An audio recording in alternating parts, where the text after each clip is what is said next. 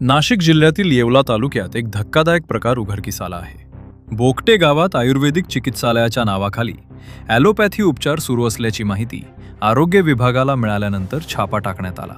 या कारवाईत लेबल नसलेल्या मोठ्या प्रमाणात गोळ्या, सलाईन, इंजेक्शन आणि सिरिंज जप्त करण्यात आल्या आहेत. जप्त केलेल्या औषधांची अंदाजे किंमत 20 ते 25 हजार रुपयांच्या आसपास असल्याची माहिती समोर आली आहे.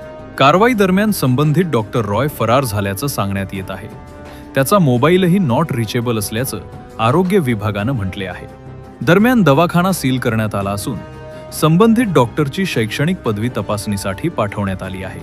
तब्बल 10 वर्षांपासून हा व्यवसाय सुरू असल्याचं सांगितले जात असताना याबाबत आरोग्य विभागाला माहिती कशी नव्हती असा प्रश्न आता उपस्थित होत आहे. डॉक्टर रॉय हे बोगटे येथे गत साधारण 10 वर्षापासून प्रॅक्टिस करत होते आणि मी आणि माझी तालुकास्तरीय टीम, प्राथमिक आरोग्य केंद्र अंदरसूल वैद्यकीय अधिकारी डॉक्टर पवार मॅडम, तेथील आरोग्य सहाय्यक, आरोग्य सेवक आणि बोगटे गावातील पोलीस पाटील दाभाडे साहेब यांनी आम्ही संयुक्तरित्या तिथे छापा टाकल्यानंतर डॉक्टर रॉय हे प्रॅक्टिस करत होते आणि तिथे एक पेशंट ॲडमिट होता ज्याला की सलाईन चालू होती.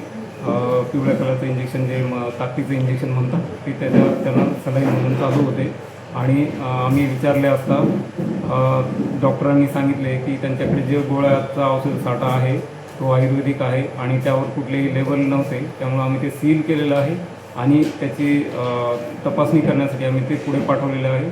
त्यानंतर त्यांची डिग्री जी आहे ती पुसटशी होती, वाचनीय नव्हती, तर त्याच्याबद्दल आम्ही पुढील चौकशी कायदेशीर कारवाईसाठी मार्गदर्शन मागवलेले आहे आणि कारवाई चालू आहे.